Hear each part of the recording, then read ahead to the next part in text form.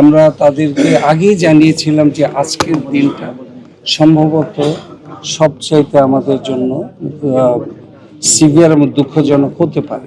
এই medical board madam এর কিছু একটা হয়ে যাবে আর এই মেডিকেল বোর্ড বলবে না বা এটা করবে, এটা ইম্পসিবল। মেডিকেল ইথিক্সে, আমাদের মেডিকেল প্রফেশন ইথিক্সে এটা সম্ভব না। আমরা একজন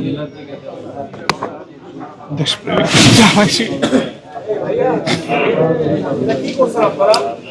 ওনার সাথে আমাদের অনেক স্মৃতি আমরা ভাষায় বলে পছন্দ। একটা সময় ছিল 2020 সাল থেকে 25 এই দেশ স্বাধীন 24শে আগস্টের 5ই আগস্টের আগ পর্যন্ত 24শে ওনার পাশে কিন্তু আমরাই ছিলাম। তখন কিন্তু খুব বেশি লোক আসতে পারতো না ভয়ে ভীতিতে, এবং ওনাকে অনেক কঠিন সময়ে অনেক নিবিড়ভাবে দেখার সুযোগ হয়েছে।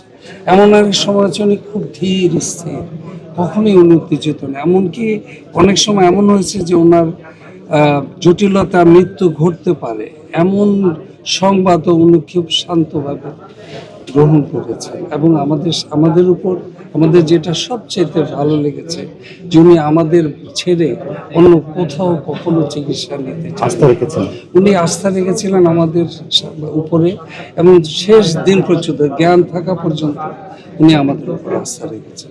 তেমনি দেশে বিদেশে বা অন্য কোথাও গিয়ে উনি কখনোই ওনার মন থেকে যে যাওয়ার যে ইচ্ছা বা ওটা প্রকাশ করেন।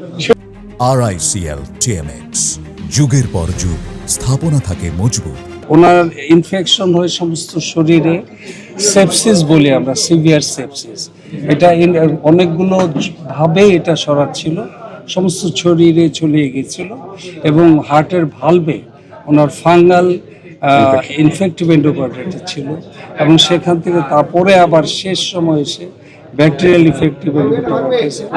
অর্থাৎ এইভাবে মাল্টি অর্গান ফেলিওর হয়ে শেষ মুহূর্তে ওনার হার্ট আর কাজ করছিল না।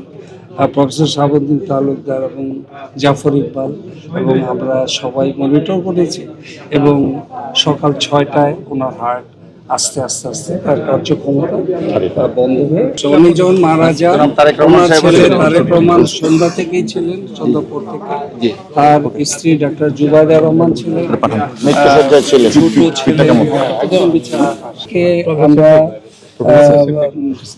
আমরা তাদেরকে আগেই জানিয়েছিলাম যে আজকের দিনটা সম্ভবত সবচাইতে আমাদের জন্য সিভিয়ার এবং দুঃখজনক হতে পারে।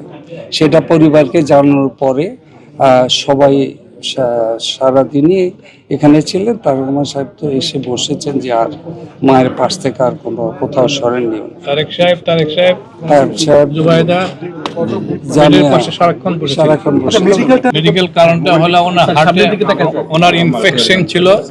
সেই ইনফেকশনটা হার্ট ইনফেকশন, ভালভে ইনফেকশন হয়েছে, হওয়ার পরে হার্ট পাম্প বন্ধ করে দিয়েছে, এবং সেই পাম্প ফেলিওরের জন্য ওনার রেসপিরেটরি ফেলিওর এবং কার্ডিয়াক ফেলিওরের জন্য তার মারা গেছে।